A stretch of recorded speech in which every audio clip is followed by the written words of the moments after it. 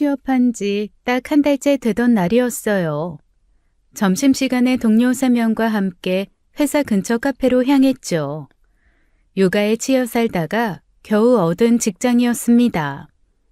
소소한 수다가 그렇게 반가울 수 없었어요. 카페 문을 열고 들어서는 순간 창가 자리에서 익숙한 뒷모습이 눈에 걸렸습니다. 신우이였어요. 친구들에게 둘러싸여 유난히 들뜬 목소리로 떠들고 있더라고요. 손에 뭔가를 들고 흔들고 있었죠. 차키였습니다. 저는 동료들에게 먼저 주문하라고 한 뒤 신우이 테이블 쪽으로 발걸음을 옮겼어요. 야, 우리 오빠가 이번에 제네시스 GV70 뽑아줬어. 검은색 풀옵션으로. 우리 오빠 알잖아. 원래 나한테 뭘 못해줘서 안달난 사람이야. 와, 대박. 네 오빠 진짜 능력 있다. 부럽다 진짜. 그치? 오빠가 나한테는 진짜 잘해. 그 대화가 또렷하게 들려왔어요. 제 남편이 신우이에게 차를 사줬다고요. 저도 모르게 걸음이 빨라졌습니다. 아가씨, 여기 웬일이에요? 근데 무슨 차 얘기예요? 태곤 씨가 아가씨한테 차를 사줬다고요? 신우이는 저를 보자마자 얼굴이 싸늘하게 굳었습니다. 눈동자가 흔들리더니 벌떡 자리에서 일어났어요. 아, 새언니 깜짝이야. 여긴 웬일이에요? 나 갑자기 급한 일이 있어서. 얘들아 미안, 나 먼저 간다. 신우이는 가방을 낚아채듯 집어들고 허겁지겁 카페를 빠져나갔습니다. 저는 곧바로 뒤따라 나가 주차장을 확인했어요. 햇빛 아래 번쩍이는 검은색 제네시스가 보였죠. 신우이가 그 차문을 열고 올라타는 것을 똑똑히 목격했습니다. 신우이에게 가려 했지만 차는 굉음을 내며 급히 출발을 해버렸죠. 셋째가 발목이 부러져 응급실에 갔을 때가 떠올랐습니다. 남편은 35만 원 병원비 영수증을 보며 한숨부터 내쉬었죠.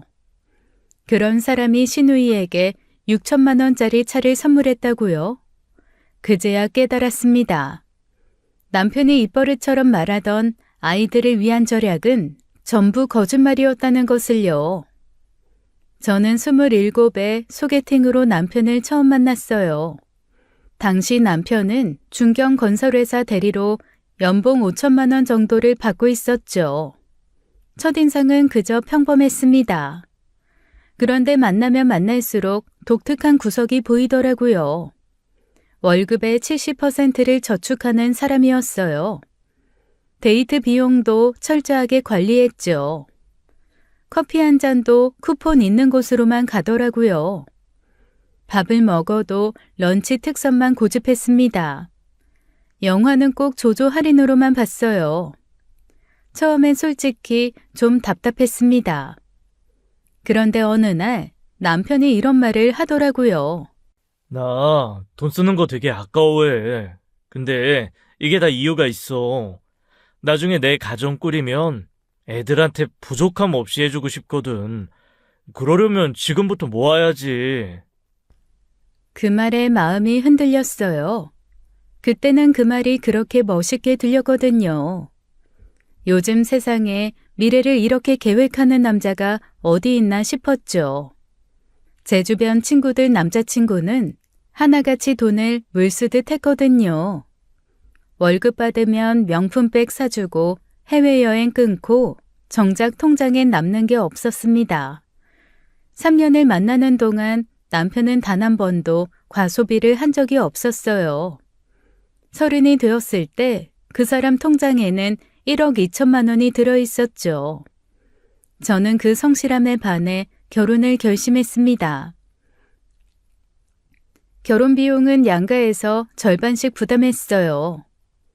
신혼집은 남편이 모은 돈과 대출을 합쳐 수도권 외곽 24평 아파트를 샀죠. 작지만 우리 둘이 일궈낸 보금자리라는 생각에 가슴이 벅찼습니다. 이 사람이랑이면 평생 안정적으로 살 수 있겠구나 싶었어요. 그리고 결혼 1년 차 되던 해였습니다. 임신 테스트기에서 두주를 확인하고 산부인과를 찾았죠. 초음파 검사 후 의사 선생님이 예상치 못한 말을 꺼냈어요. 어머님, 축하드려요. 근데 좀 놀라실 수도 있는데 아기가 3명이에요. 새쌍둥이입니다. 새쌍둥이라뇨. 기쁨보다 막막함이 먼저 밀려왔습니다. 집에 돌아와 남편에게 소식을 전하자 그 사람 입에서 나온 첫마디가 저를 멈칫하게 했어요. 새쌍둥이? 아, 진짜야? 아, 야, 근데 그럼 양육비가 3배잖아. 아, 야, 이 분유값만 해도 얼마야? 귀족이는 어린이집은 또 어떻게 보내? 축하한다는 말은 없었습니다. 임신 소식을 듣고 바로 한다는 게 손으로 계산기를 두드리는 표정이었어요. 그때 처음으로 불안한 기분이 스쳤죠. 저는 당시 중소기업 사무직으로 일하고 있었습니다. 그런데 새쌍둥이는 고위험 임신이었어요. 의사 선생님도 무리하지 말라고 신신당부했죠. 임신 5개월 차에 조기 진통 증상이 찾아왔습니다. 결국 휴직을 결심할 수밖에 없었어요. 휴직 이야기를 꺼내자 남편의 반응은 차가웠습니다. 아, 왜 벌써 그만둬? 출산 직전까지는 일해야지. 육아휴직하면 월급이 주는데, 아, 새쌍둥이 낳으면 돈이 얼마나 드는데 벌써부터 수입을 줄여? 새쌍둥이 임신은 조산 위험이 높았어요. 뱃속에 지 아이가 셋이나 있는데 그놈 눈에는 숫자만 보이는 것 같았어요. 임신 6개월 차 되던 날이었습니다. 친정어머니가 제 얼굴 보러 오셨다가 저와 남편이 다투는 장면을 목격하셨어요. 야, 아, 진짜 한 달만 더 다녀. 한 달이 뭐가 대수야? 그 한 달 월급이 얼만데. 여보, 나 진짜 힘들어. 조기 진통 왔다니까. 의사 선생님도 쉬라고 했잖아. 아, 그럼 좀 쉬엄쉬엄 다니면 되지. 꼭 그만둬야 돼? 어머니 얼굴이 시뻘겋게 달아오르시더라고요. 아니 자네 지금 뭐라고 한 거야? 고위험 임신부한테 회사 다니라고? 우리 딸 뱃속에 애가 셋이야 셋. 자네 아이라고. 그러다가 애들한테 무슨 일 생기면 자네가 책임질 거야? 아, 어머니, 제 말은 그런 뜻으로 한 말이 아니라. 당장 일 그만하라고 해. 내일이라도 당장. 손주들한테 무슨 일 생기면 나 자네 가만 안 둬. 남편은 어머니 앞에서는 고개를 숙였습니다. 알겠다고 바로 그만두게 하겠다고 했죠. 그런데 남편은 어머니가 집으로 돌아가시자마자 태도가 달라졌어요. 아야, 그래도 육아휴직 신청 최대한 늦춰봐. 하루라도 더 다니면 그만큼 버는 거잖아. 휴직하면 150만 원뿐이 안 나오는 거 아니야? 미친놈 같았어요. 저는 남편 말을 무시하고 바로 육아휴직에 들어갔습니다. 그날부터 우리 집은 외벌이 체제로 바뀌었어요. 남편은 바로 생활비를 책정하더라고요. 앞으로 생활비는 월 120이야. 이 안에서 식비, 공과금, 생필품 다 해결해. 내가 계산해봤는데 충분히 가능해. 120만 원이요? 당장 태어날 아이가 셋인데 120만 원이라뇨. 저는 새쌍둥이 출산 준비물 비용을 요청했습니다. 아기 침대, 유모차, 카시트, 기본적인 것들이 필요했거든요. 그런 걸 왜 새 걸로 사? 당근마켓에 널렸어. 뭐 아니면 주변에 물려받으면 되지. 어차피 애들은 커서 금방 못 쓰는 거잖아. 결국 아기 침대도 유모차도 카시트도 전부 중고로 구했습니다. 당근마켓을 뒤지고 지인들에게 사정해서 물려받았어요. 새 물건이라고는 기저귀와 분유뿐이었죠. 그때는 그래도 이해하려고 노력했습니다. 남편이 혼자 벌어서 5 식구를 먹여 살리니 힘들겠다고요. 이게 합리적인 지출이라고 생각했습니다. 지금 생각하면 참 바보 같았어요. 새 거를 안 사서 그런 생각을 하냐고요? 아니요. 아주 다른 의미로 제가 바보 같았습니다. 임신 35주 차에 제왕절개로 아이들을 낳았어요. 첫째 2.3kg, 둘째 2.1kg, 셋째 2.0kg. 세 아이 모두 저체중이었어요. 인큐베이터에서 2주를 보내야 했죠. 아이들이 유리상자 안에 누워있는 모습을 볼 때마다 눈물이 났습니다. 작은 손가락 하나하나가 너무 여리고 가녀렸어요. 제발 건강하게만 자라다오. 매일 그렇게 빌었죠. 2주 후 아이들이 퇴원하던 날 병원비 청구서가 나왔습니다. 총 800만 원이었어요. 남편은 청구서를 한참 들여다보더니 깊은 한숨을 내쉬었죠. 800만 원이라니. 여보, 앞으로 병원은 진짜 최소한으로만 가자. 애들 좀 아프다고 바로바로 병원 데려가지 말고. 갓 태어난 아이들 셋을 앞에 두고 할 소리였을까요? 저는 남편에게 아이가 무사한 것에 감사하진 못할 망정 이상한 소리를 한다고 크게 화를 냈습니다. 남편은 제 말에 아무 말도 못했죠. 그렇게 5년이 흘렀습니다. 저는 새 쌍둥이를 키우며 생활비 120만 원 안에서 모든 것을 해결해야 했죠. 아이 셋을 120만 원으로 키워보신 분이 계실까요? 기저귀값, 분유값, 이유식 재료비만 해도 빠듯했습니다. 저는 매달 가계부를 붙잡고 1원 단위까지 계산했어요. 아이들이 5살이 되던 해 남편 연봉은 7천만 원으로 올랐습니다. 그런데 생활비는 여전히 120만 원이었어요. 여보, 애들도 이제 많이 컸잖아. 밥도 많이 먹고 생활비 좀 올려줘. 생활비를 올려달라고? 왜? 지금도 충분히 잘 쓰고 있잖아. 애들 어린이집 보내면서 뭐가 더 필요한데? 과자 한 봉지 사는 것도 아껴야 했습니다. 과자가 애들한테 좋은 게 아니야. 그냥 안 먹이는 게 맞아. 건강에도 안 좋고. 돈도 낭비인데 왜 군것질을 해? 외식은 1년에 한두 번이었어요. 그것도 김밥 천국 수준에서만 허락이 떨어졌죠.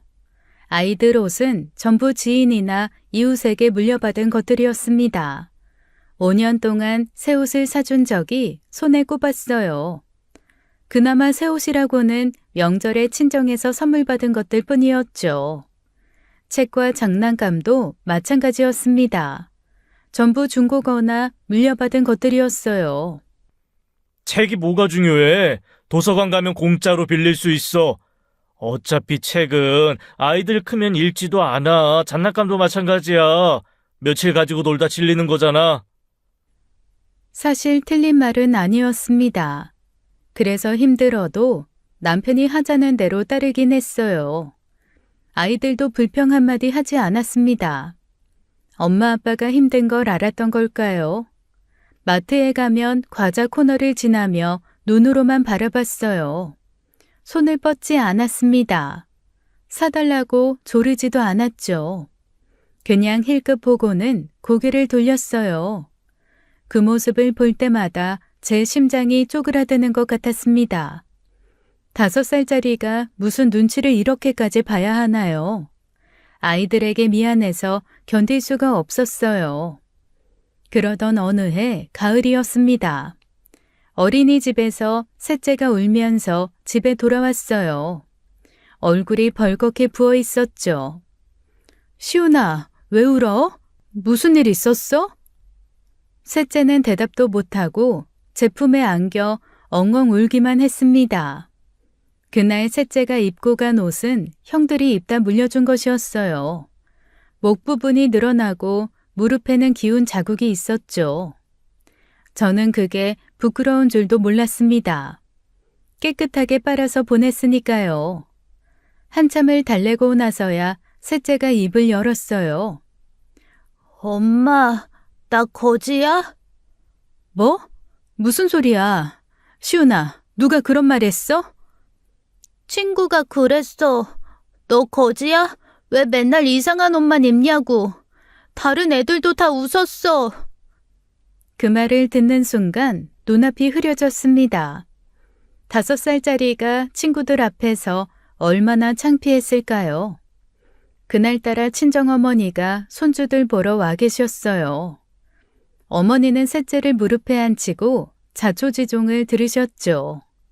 듣는 내내 어머니 얼굴이 점점 굳어갔습니다. 체리나, 오서방 몇 시에 들어와? 보통 8시쯤.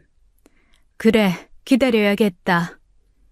어머니는 거실 소파에 앉아 남편이 퇴근할 때까지 꼼짝도 안 하셨어요. 저녁 8시, 남편이 현관문을 열고 들어왔습니다. 어머님, 오셨어요? 자네, 이리 와서 앉아보게. 남편은 어머니 표정을 보더니 멈칫했죠. 마지못해 소파에 앉았습니다. 시훈이가 오늘 어린이집에서 거지라고 놀림받았어. 옷이 낡아서. 자네 왜 애들한테 옷을 안 사줘? 남편은 웃으며 대답했어요. 그 웃음이 저는 아직도 잊히지 않습니다. 어머님, 그게 다 이유가 있어요. 애들이 어릴 때 가난을 좀 경험해봐야 나중에 돈의 소중함을 알거든요. 요즘 애들이 왜 버릇이 없냐면 너무 풍족하게 자라서 그래요. 어머니 얼굴이 시뻘겋게 변했습니다. 뭐? 그게 무슨 소리야? 5살짜리한테 가난을 가르쳐? 그게 교육이야? 어머님은 잘 모르셔서 그래요. 요즘 육아 전문가들도 다 이렇게 말해요. 육아 전문가? 자네 지금 나한테 훈수 두는 건가? 내가 자식들을 키워봤어. 난 안 되겠네.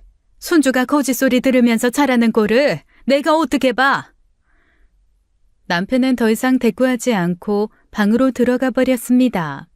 도망치듯이요. 어머니는 저를 붙잡고 말씀하셨어요. 체리나, 앞으로 애들 옷, 책, 장난감 내가 다 사줄게. 이 꼴로 키우지 마. 애들이 진짜 거지니? 그날 밤 어머니가 돌아가시고 나서 남편이 방에서 나왔습니다. 장모님은 왜 남의 집 가정교육에 참견이야? 당신이 뭐라고 일러 바쳤어? 저는 더 이상 참을 수가 없었어요. 적당히 해. 애가 거짓소리 듣고 왔는데 아빠라는 인간 입에서 나오는 게 그 말뿐이니? 당신 진짜 애 아빠 맞아?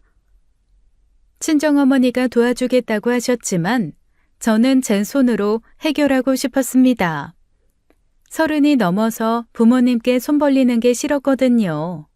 아이들이 어린이집에 간 시간에 파트타임 일을 시작했어요. 원래도 아이들이 좀 크면 하려고 했기도 했고요. 집 근처 카페에서 주 5회 하루 4시간씩 일했죠. 시급이 많지는 않았지만 티끌 모아 태산이었습니다. 저는 이 돈을 남편 몰래 따로 모았어요. 아이들 옷도 사주고 책도 사주고 간식도 사줬죠. 남편 눈치 안 보고 아이들한테 뭔가를 해줄 수 있다는 게 그렇게 좋을 수가 없었습니다. 처음으로 숨통이 트이는 기분이었어요. 그런 어느 겨울밤이었어요. 밤 10시쯤 셋째가 갑자기 울기 시작했습니다. 이마를 짚어보니 불덩이처럼 뜨거웠어요. 체온계로 재니 39도였죠. 그런데 열만 있는 게 아니었습니다. 발목이 퉁퉁 부어 올라 있었어요. 낮에 어린이집에서 놀다가 삐끗했다고 하더라고요. 여보, 시훈이 응급실 가야 할 것 같아. 열도 39도고 발목도 이상해. 남편은 누워서 휴대폰만 보고 있었습니다. 고개도 안 들더라고요. 이 시간에? 지금 가면 대기만 몇 시간이야. 내일 아침에 동네 병원 가. 내일까지 어떻게 기다려? 애가 이렇게 아파하는데. 애들은 원래 열 잘 나. 해열제 먹이고 자면 내일 괜찮아질 거야. 뻔했습니다.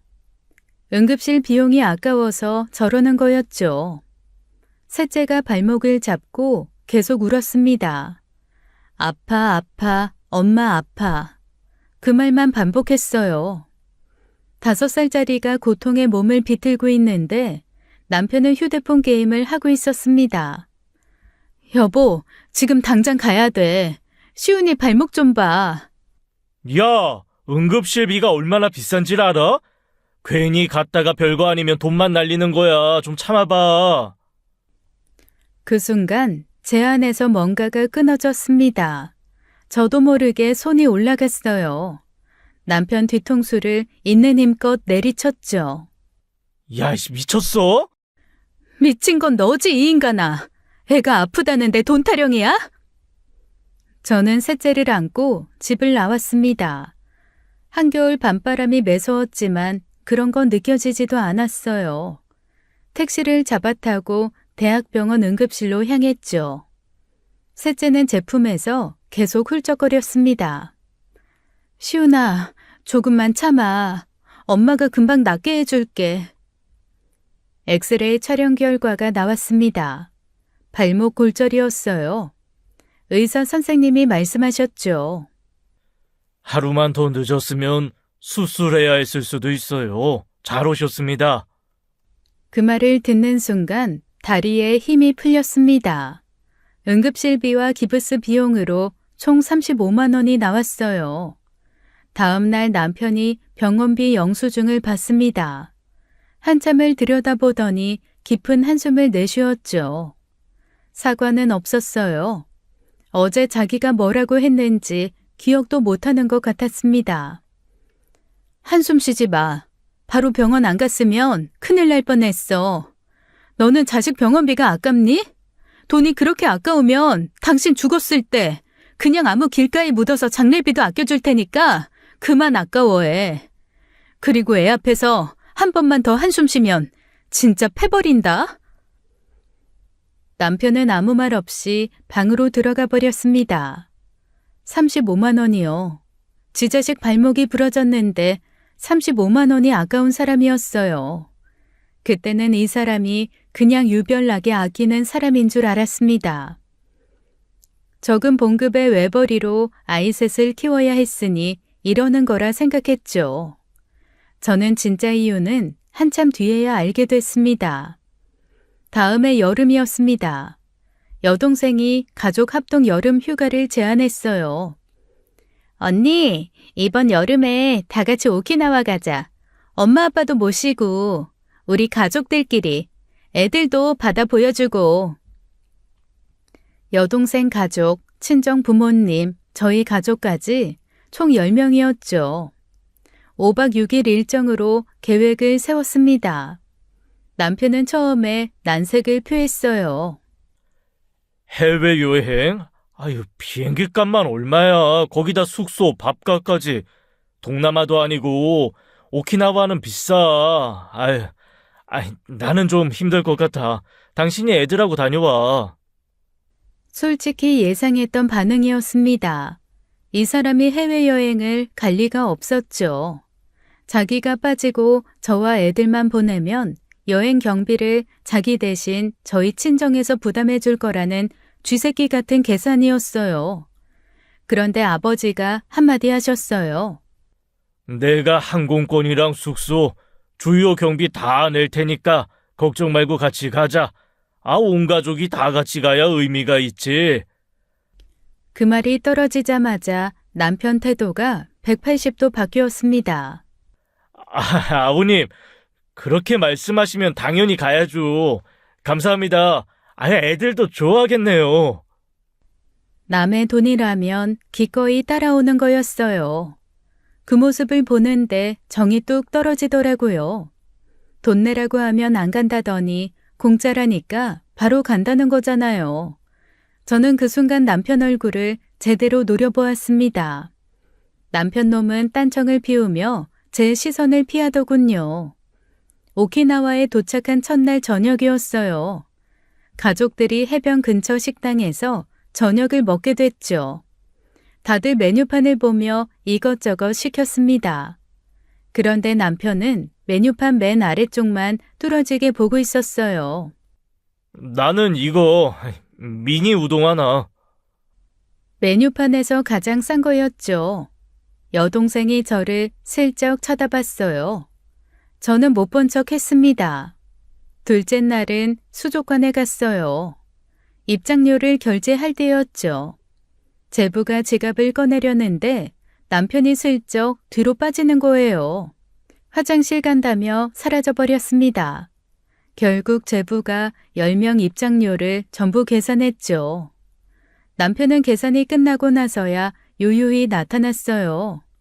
셋째 날은 기념품 가게에 들렀습니다. 아이들이 장난감 코너를 보더니 눈이 반짝반짝 빛났어요. 아빠, 이거 사주세요. 네? 딱 하나만요. 안 돼. 이런 거 집에 가면 다 있어. 여기서 비싸게 살 필요 없어.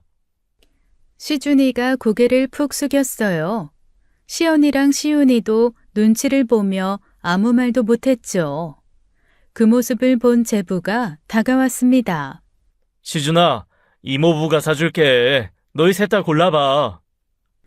아이들 셋 다 장난감을 하나씩 골랐어요. 남편은 옆에서 아무 말도 안 하고 서 있었죠. 자기 아이들 장난감을 동서가 사주는데 고맙다는 말 한마디가 없었습니다. 당연하다는 표정이었어요. 그날 밤 여동생이 저를 따로 불렀습니다. 언니, 나 할 말 있어. 왜? 형부 너무한 거 아니야?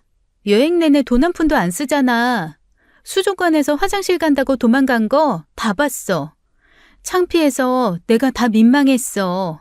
엄마 아빠도 다 보고 있어. 저는 아무 말도 못했습니다. 할 말이 없었거든요. 변명할 수도 없었어요. 마지막 날 숙소를 출발하기 전 저는 여행 경비를 대충 정산했습니다. 항공권, 숙소, 식비, 입장료, 기념품까지 전부 합산했죠. 10만 원이요. 남편이 여행 내내 쓴 돈은 본인 용돈 10만 원이 전부였죠. 그것도 자기 입에 들어간 음료수 값이랑 과자 값이었습니다. 돌아오는 비행기 안에서 저는 창밖만 바라봤어요. 여행 내내 돈 한 푼 안 쓰려고 요리조리 도망다니던 남편. 자기 아이들 장난감도 제부한테 사게 만든 남편. 그 사람 옆에 앉아 있는 게 너무 창피했습니다. 정이 뚝뚝 떨어져 나가는 소리가 들리는 것 같았어요. 오키나와 여행 후 저는 결심했습니다. 본격적으로 정규직 취업 준비를 시작했어요. 카페 파트타임만으로는 한계가 있었거든요. 남편한테 손 벌리지 않고 아이들 뒷바라지를 하려면 제대로 된 직장이 필요했습니다. 이력서를 10군데 넘게 넣었어요. 하지만 경력 단절 7년차 주부를 받아주는 곳이 많지 않았습니다. 면접에서 떨어지기를 반복했죠. 아이가 셋이라고 하면 면접관 표정이 바뀌더라고요. 아, 셋쌍둥이요? 그럼 아이가 아프면 어떻게 하실 거예요? 그 질문 앞에서 저는 매번 말문이 막혔습니다. 그런데 아주 운 좋게 한 군데서 연락이 왔어요. 집에서 도보 10분 거리에 있는 소규모 무역회사였습니다. 격리직이었어요. 연봉은 2,800만 원으로 크지 않았지만 사장님이 좋은 분이었어요. 채린 씨도 아이 키우는 엄마라고요? 아들 셋 보는 게 얼마나 힘들겠어.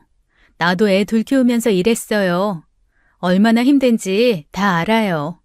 어린이집 시간 맞춰서 출퇴근해도 돼요. 눈물이 날 뻔했습니다. 세상에 이런 사장님도 있구나 싶었죠.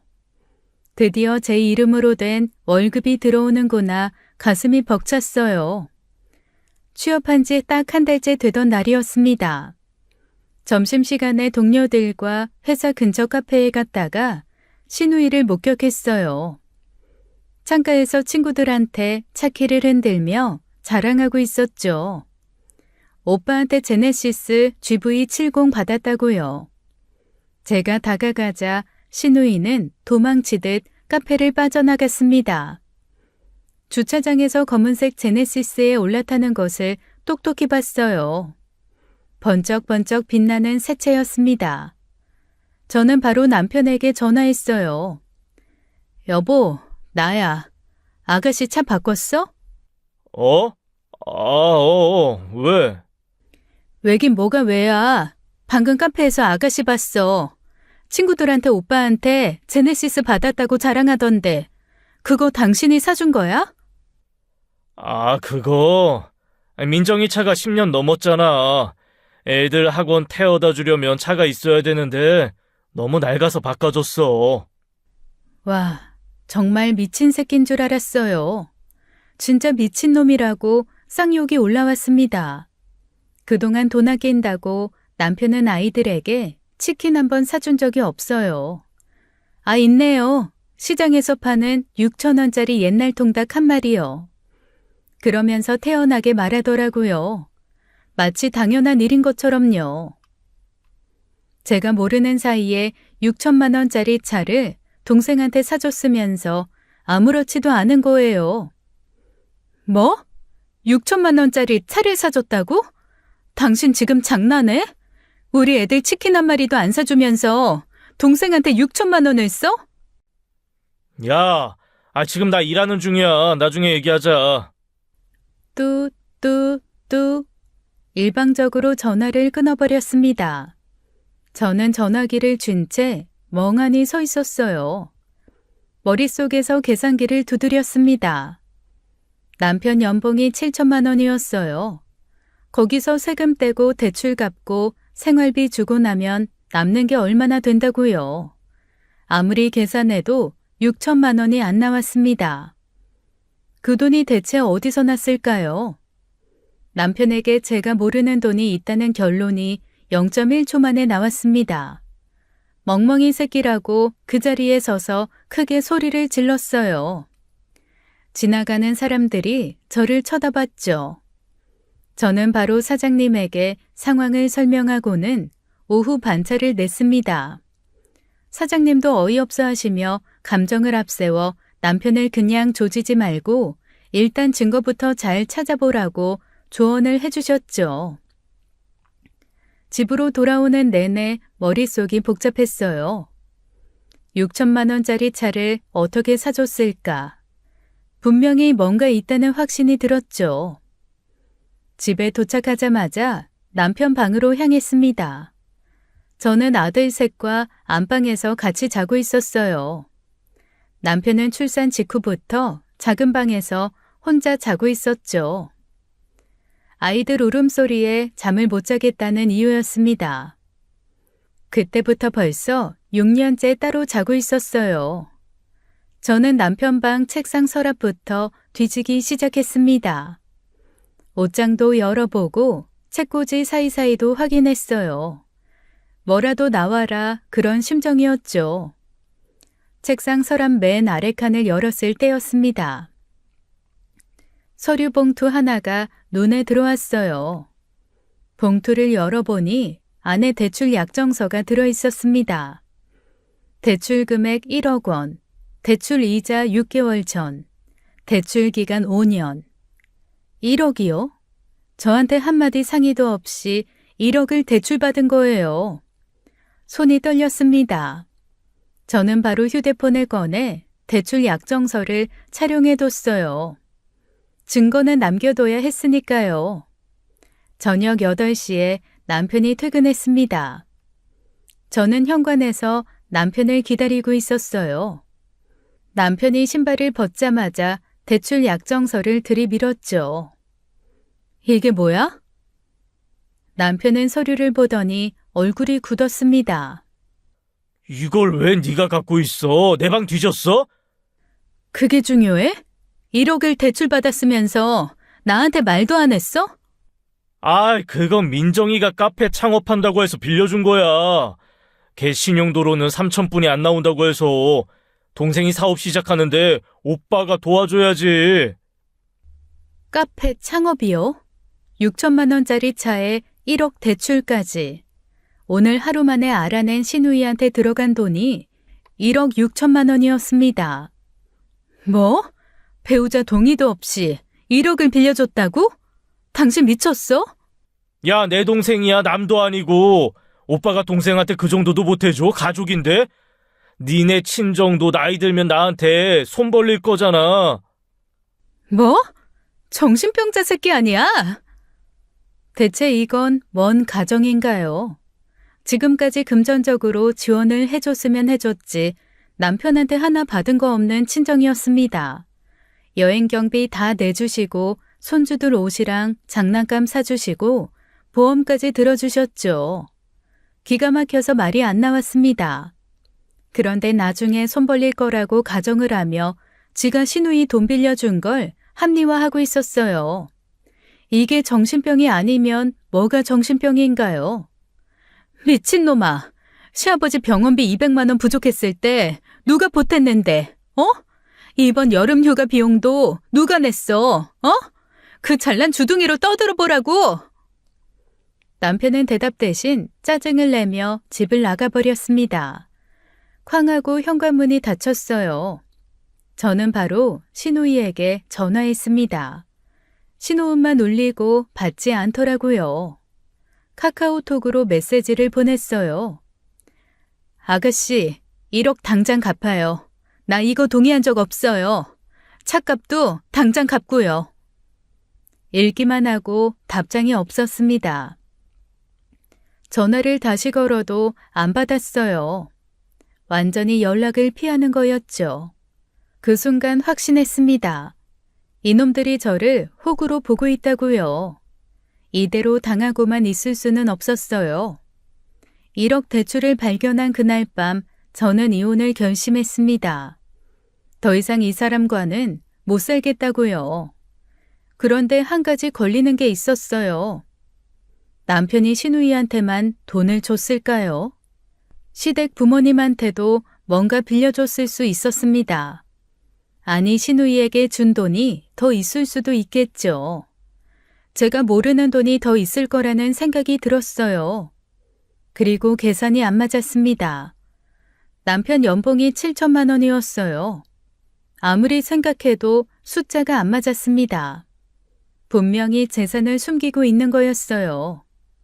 이혼하면 재산 분할을 받아야 하잖아요. 숨긴 재산이 있으면 그것도 다 찾아내야 했습니다. 아이들 셋을 키우려면 한 푼이라도 더 받아내야 했거든요. 저는 흥신소를 고용하기로 결정했습니다. 인터넷으로 검색해서 평판 좋은 곳을 찾았어요. 상담을 받고 착수금 200만 원을 지불했죠. 파트타임으로 모은 돈이었습니다. 아이들 옷이랑 간식 사주려고 모은 돈이었는데 이렇게 쓰게 될 줄 몰랐네요.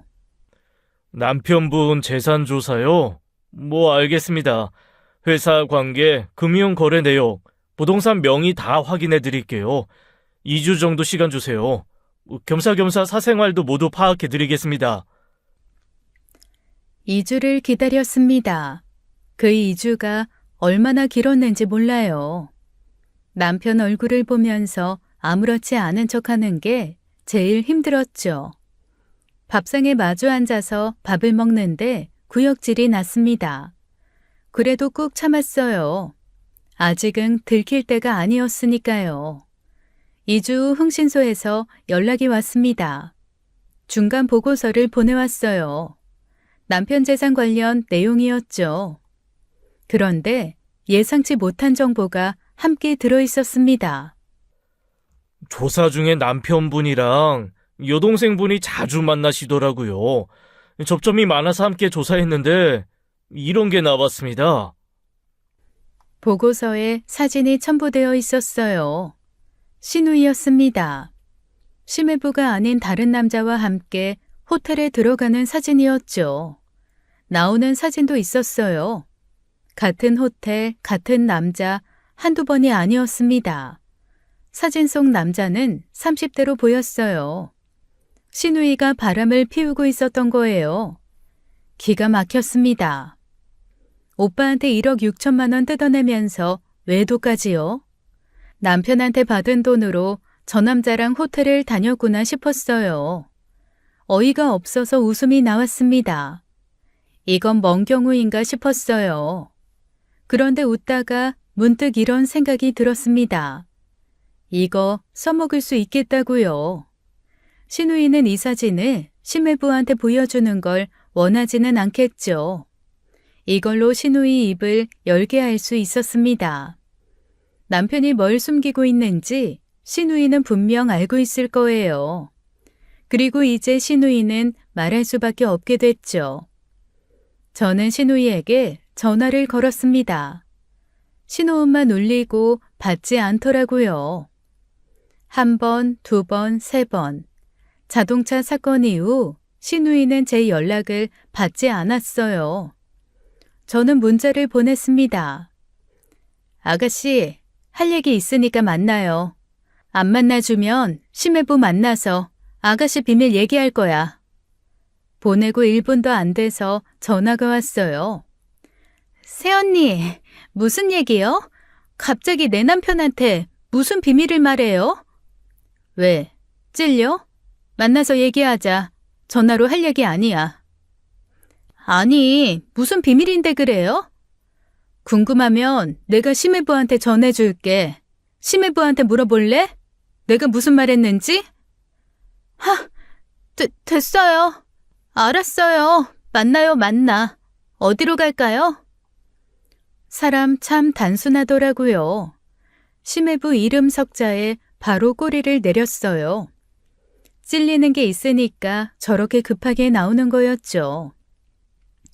저는 집에서 멀리 떨어진 한적한 카페를 골랐습니다.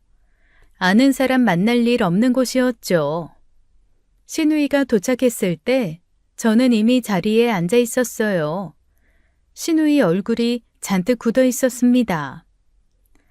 새언니, 무슨 비밀이요? 남편한테 무슨 비밀을 얘기한다는 거예요? 저는 대답 대신 가방에서 서류 봉투를 꺼냈습니다. 봉투 안에 든 사진들을 테이블 위에 던져놓았죠. 호텔에 들어가는 신우이, 모르는 남자와 팔짱 끼고 있는 신우이, 같은 호텔에서 나오는 두 사람. 신우이 얼굴이 하얗게 질렸습니다. 손이 부들부들 떨리더라고요. 이거 어디서 났어? 새언니 이거 뭐야? 아가씨가 뭔지 더 잘 알잖아. 이거 매부한테도 보여줄까? 뭐 하자는 거야 지금? 싫어? 그래, 싫으면 내 질문에 성의껏 대답이나 해. 지금 나 협박하는 거야? 맞아. 왜? 안 돼? 이런 미친. 자, 질문 들어간다. 성의 없는 대답이나 나를 능멸하는 거짓 대답이 나오면 그 즉시 심해부한테 문자 간다. 알았니? 오태곤이 왜 아가씨한테 6천만 원짜리 차를 사줬어? 그리고 1억은 왜 빌려줬어? 사실대로 말해. 신우이는 한참을 망설였습니다. 테이블 위 사진을 번갈아 보더니 고개를 떨궜어요. 입술을 깨물다가 천천히 입을 열었죠. 이거 듣고 나면 후회할 수도 있어. 후회는 듣고 내가 할 테니까 그냥 어서 말해. 인내심 테스트하지 말고. 신우이가 털어놓은 이야기는 상상도 못한 내용이었습니다. 오빠가 회사에서 돈을 빼돌렸어요. 하청업체 대금 조작해서 3년 동안 총 4억 정도 될 거예요. 4억이요? 횡령이라고요? 이 새끼들은 파도 괴담만 나왔습니다. 내가 원래 오빠랑 같은 회사 경리였잖아요. 장부 정리하다가 이상한 거 발견했어. 숫자가 안 맞는 게 있더라고. 오빠한테 물어봤더니 실토하더라. 그래서 입막은 비용으로 1억이랑 차를 받아낸 거야? 그럼 어떡해요. 오빠를 신고할 수도 없고. 전 공범되기 싫어서 퇴사했어요. 대신 오빠한테 카페 창업 자금이랑 차 달라고 했지. 나도 먹고는 살아야 하니까. 기가 막혔습니다. 남매가 한통속이었어요. 오빠는 4억을 횡령하고 동생은 그걸 알면서 입막은 비용으로 1억 6천만 원을 뜯어냈고요. 그러면서 저한테는 생활비 120만 원 쥐어주며 아끼라고 했던 거예요. 아이들 과자 한 봉지도 낭비라고 하면서요. 셋째 병원비 35만 원에 한숨 쉬던 놈이 4억을 횡령했다고요. 웃음이 나왔습니다. 너무 어이가 없어서 웃음밖에 안 나왔어요. 증거 있어? 장부 사본이나 계좌 내역 같은 거. 퇴사할 때 혹시 몰라서 복사해뒀어요. 오빠가 언젠가 나한테 뒤집어 씌울 수도 있으니까. 나한테 보내줘. 다 보내. 어디다 쓸 거예요? 오빠 신고하려고요? 그건 내가 알아서 할게. 아가씨는 자료만 보내면 돼. 안 그럼 이 사진들 심해부한테 간다. 신우이는 고개를 끄덕였습니다. 선택의 여지가 없었죠. 자리에서 일어나려는데 신우이가 제 손을 붙잡았어요. 새언니, 부탁이 있어요. 뭔데? 내가 말한 거 오빠한테 절대 비밀로 해줘요.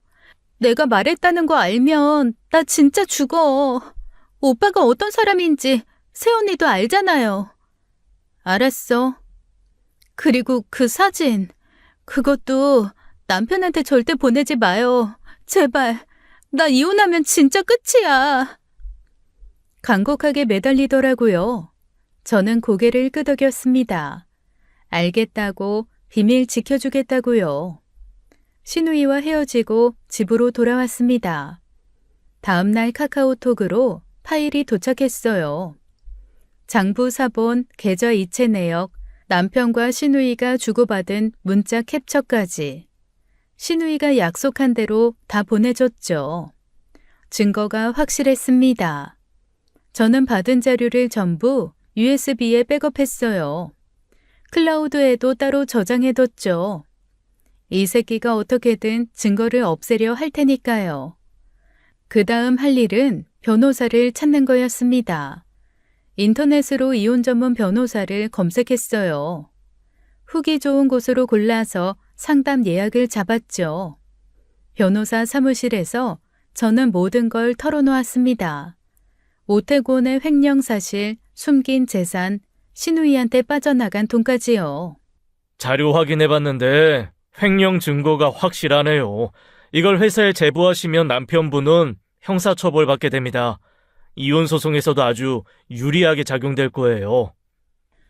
재산 분할은 얼마나 받을 수 있을까요?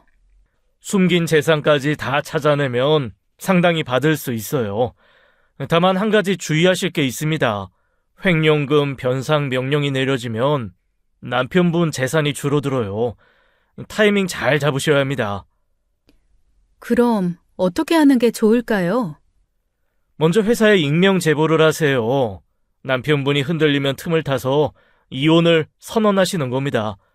그래야 협상에서 유리해요. 저는 고개를 끄덕였습니다. 변호사 말대로 하기로 했어요.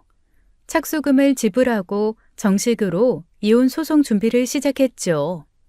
7년이었습니다. 생활비 120만 원으로 버티고 아이들 과자 하나 못 사주면서 살았던 7년. 그 시간 동안 남편은 4억을 횡령하고 있었어요.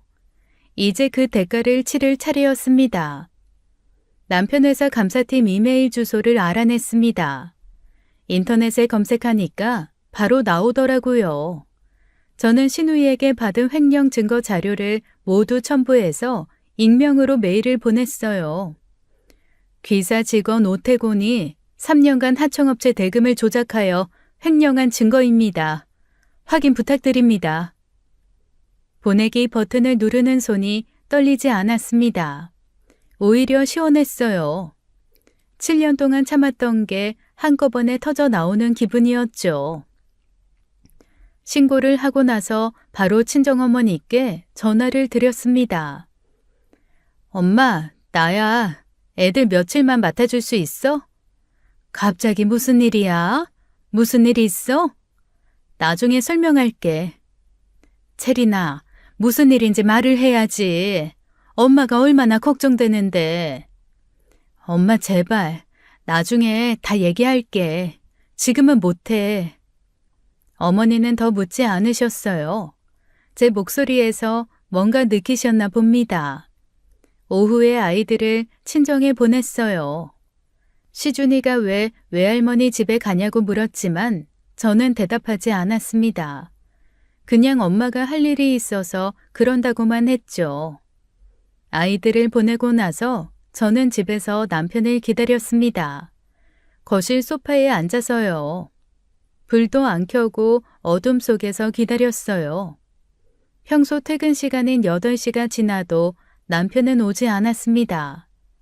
9시, 10시, 밤 10시가 넘어서야 현관문이 열렸어요. 남편이 들어왔습니다. 얼굴이 창백하더라고요. 핏기가 하나도 없었어요.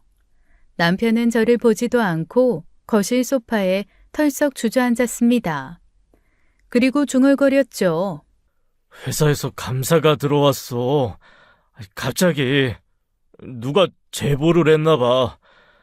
그래서 여보, 저는 지금 이 순간이라는 판단이 섰습니다.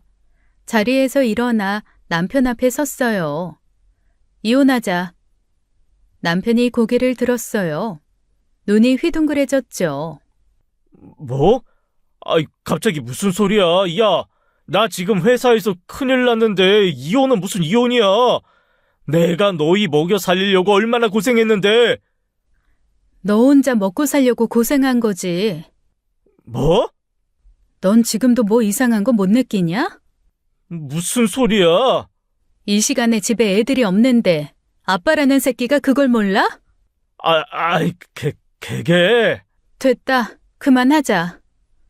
저는 준비해둔 자료를 꺼냈습니다.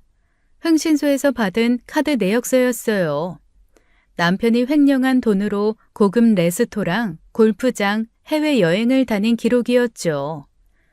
가족 먹여 살린다면서 혼자 이렇게 호의호식했어? 남편 얼굴이 굳어졌습니다. 이거 어디서 났어? 어떻게 알았어? 아가씨한테 다 들었어. 횡령한 거. 4억. 다 알아. 저는 작은 방으로 들어갔습니다. 남편 게임기를 들고 나왔어요.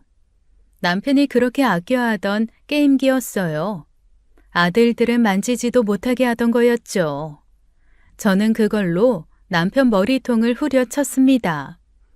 퍽 소리가 나며 게임기가 한쪽이 부셔져 플라스틱 쪼가리가 거실에 튀었죠. 내 머리! 야, 너 미쳤어? 미친 건 너지. 애들한테는 과자 한 봉지도 아까워하면서 혼자 골프 치러 다니셨어? 혼자 호텔 뷔페를 김밥 천국 다니듯 다니고? 참, 너 같은 인간은 산소가 아깝다. 뭐? 다시 말해봐. 가난해야 돈의 소중함을 안다고? 이 쓰레기 새끼야. 저는 게임기로 계속 때렸습니다. 어깨, 등, 머리. 닥치는 대로 내리쳤어요. 게임기가 박살이 났습니다. 저는 남편 머리채를 잡았어요. 그대로 현관까지 끌고 갔죠. 문을 열고 밖으로 내던졌습니다. 꺼져. 다시는 이 집에 발도 들이지 마. 또 찾아오면 그땐 나도 게임기 안 들어. 다른 걸 들지. 쾅. 문을 닫았어요. 손이 떨렸습니다. 남편을 내쫓고 30분쯤 지났을 때였습니다. 휴대폰이 울렸어요. 화면에 신우이 이름이 떴죠. 받지 않았습니다. 왜 비밀을 안 지켰냐고 따질 게 뻔했거든요. 신호음이 끊기자마자 다시 전화가 왔어요. 또 안 받았습니다. 연속으로 5통의 부재중 전화가 쌓였어요. 카카오톡 메시지도 쏟아졌죠. 전화 받아. 오빠한테 내가 말했다고 했어요? 새언니 진짜 왜 이래요? 나 어떻게 하라고? 전부 무시했습니다. 신우이 인생이 망하는 건 내 알바가 아니었거든요. 저는 안방 옷장에서 캐리어를 꺼냈어요. 아이들 옷, 제 옷, 중요 서류, 노트북. 당장 필요한 것들만 챙겨 넣었습니다. 이 집에서 더 이상 살 생각이 없었어요. 7년 동안 살았지만 정든 구석이 없더라고요. 생활비 120만 원으로 쪼들리며 살았던 기억밖에 없었습니다. 밤 12시에 택시를 잡았어요. 아이들이 있는 친정으로 향했죠. 택시 안에서 창밖을 바라봤습니다. 서울 야경이 흐르는데 눈물이 나더라고요. 서러워서 우는 게 아니었어요. 후련해서 눈물이 났습니다. 친정에 도착하니 어머니가 현관에서 기다리고 계셨어요. 제 얼굴을 보시더니 아무 말 없이 안아주셨죠. 저는 거실에 앉아서 모든 걸 털어놓았습니다. 남편이 회사에서 4억을 빼돌리면서 혼자 호의호식했던 것까지요. 어머니 얼굴이 점점 굳어지셨어요. 다 듣고 나시더니 눈물을 흘리셨습니다. 체리나, 왜 지금까지 말을 안 했어? 엄마가 얼마나 속상한지 알아? 우리 딸이 그렇게 고생하는 줄도 모르고. 엄마, 미안해. 말 못했어. 창피하기도 하고. 이혼해. 그 인간이랑 더 이상 살 필요 없어. 엄마 아빠가 다 도와줄게. 어머니는 제 이혼 결정을 전폭 지지해 주셨어요. 아버지도 마찬가지였죠. 그날 밤 저는 아이들 사이에 누워서 잠들었습니다. 오랜만에 편하게 잤어요. 다음 날 오전 저는 변호사에게 연락했습니다. 변호사님, 이혼 소송 정식으로 진행해 주세요. 신우이한테 빠져나간 돈, 남편이 숨긴 자산 전부 추적해서 재산 분할에 반영해 주세요. 알겠습니다. 바로 진행하겠습니다. 남편은 완전히 궁지에 몰렸습니다. 회사 감사조사와 이혼 소송이 동시에 진행됐거든요. 도망칠 구멍이 없었어요.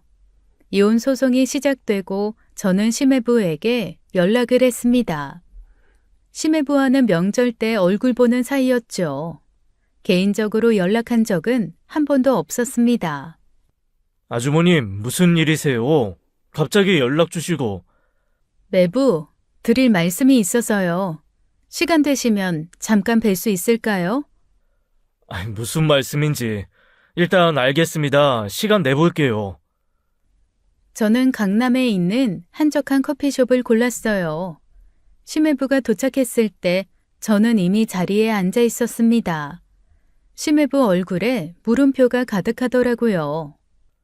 아주머님, 무슨 일이세요? 갑자기 보자고 하셔서 좀 놀랐습니다. 아, 다름이 아니라 매부, 요즘 결혼 생활은 어떠세요? 결혼 생활이요? 좋죠. 덕분에 잘 지내고 있습니다. 형식적인 대답이었어요. 눈을 피하더라고요. 저는 가방에서 쇼핑백을 하나 꺼냈습니다. 매부, 곧 생일이시잖아요. 선물 준비했어요. 이런 걸 왜... 감사합니다. 심해부가 쇼핑백을 받았어요. 안에는 남성용 로션 세트가 들어있었죠. 그런데 로션 말고 서류 봉투가 하나 더 있었습니다. 이건 뭐예요? 봉투가 있는데. 아, 그거요? 오다가 주웠는데 쇼핑백에 넣어뒀네요. 버리시든지 가지시든지 하세요. 심해부는 고개를 갸웃거리며 봉투를 열었어요. 안에 든 것을 꺼내는 순간 심해부 얼굴이 굳어졌습니다. 사진이었어요. 신우이가 다른 남자와 호텔에 들어가는 사진들이요. 심해부 손이 떨리기 시작했어요.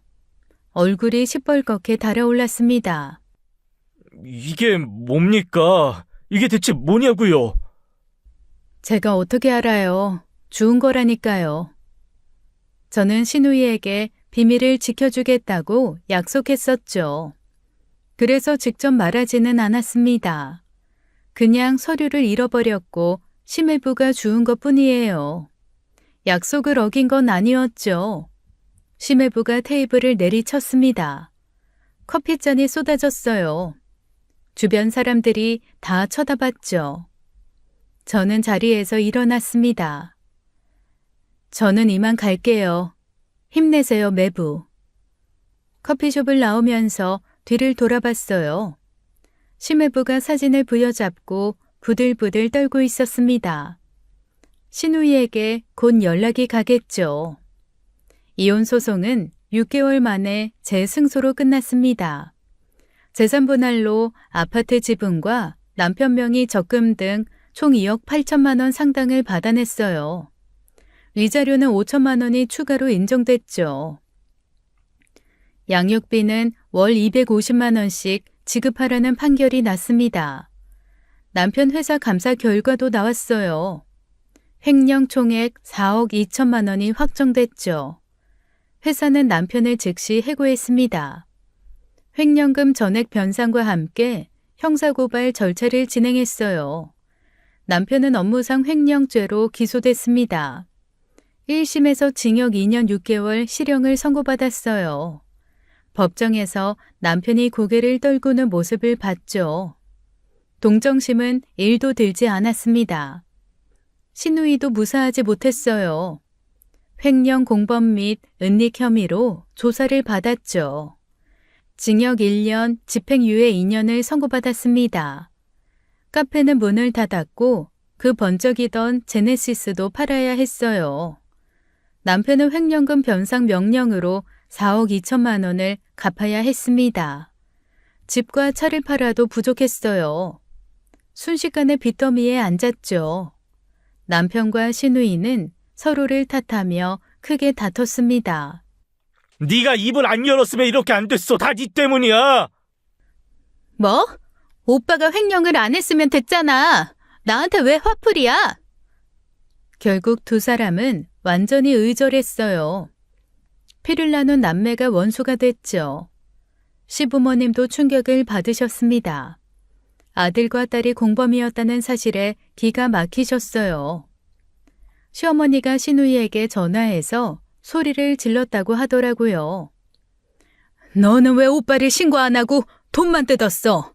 네가 그때 말했으면 이 지경까지 안 왔어. 시댁 가족 단체 카톡방이 폭발했습니다. 욕설과 비난이 오갔어요. 결국 시부모님은 모두와 연락을 끊으셨죠. 가족이 완전히 박살난 거였어요. 심해부도 행동에 나섰어요. 제가 전해준 외도 증거를 확인한 후 바로 이혼 소송을 제기했죠. 며칠 후 심해부에게서 연락이 왔습니다. 아주머님, 진심으로 감사드려요. 10년을 속고 살았네요. 잘 되셨으면 좋겠어요. 매부도 새 출발하세요. 심해부는 저와 비슷한 시기에 이혼 소송에서 승소했습니다. 신우이는 외도 증거 앞에서 아무 말도 못했다고 하더라고요. 남편은 감옥에 갔어요. 신우이는 이혼당하고 전과자가 됐죠. 시댁 가족은 완전히 무너졌습니다. 7년 동안 저를 호구로 본 대가였어요. 저는 친정 근처로 이사해서 아이들과 새 생활을 시작했습니다. 작은 아파트였지만 우리만의 공간이었어요. 이전 직장에서 정규직으로 계속 일하고 있습니다. 연봉이 3,200만 원으로 올랐어요. 넉넉하지는 않지만 충분했죠. 주말에는 아이들과 외식도 합니다. 마트에서 아이들이 원하는 과자도 사줘요. 더 이상 눈치 볼 사람이 없었거든요. 어느 날 셋째에게 새 운동화를 사줬습니다. 시훈이가 운동화를 신고 거실을 뛰어다니더라고요. 그 모습을 보는데 처음으로 마음이 편해졌어요. 친정어머니가 저와 손주들을 보시며 말씀하셨습니다. 이제야 제 얼굴에 웃음이 돌아왔다고요. 그제야 깨달았습니다. 진정한 가난은 돈이 없는 것이 아니었어요. 사랑하는 사람에게 쓸 마음이 없는 것, 그게 진짜 가난이었죠. 지금까지 사연 읽어주는 남녀였습니다. 끝까지 시청해주신 여러분 감사드리며 저희는 다음 사연으로 돌아올게요. 감사합니다.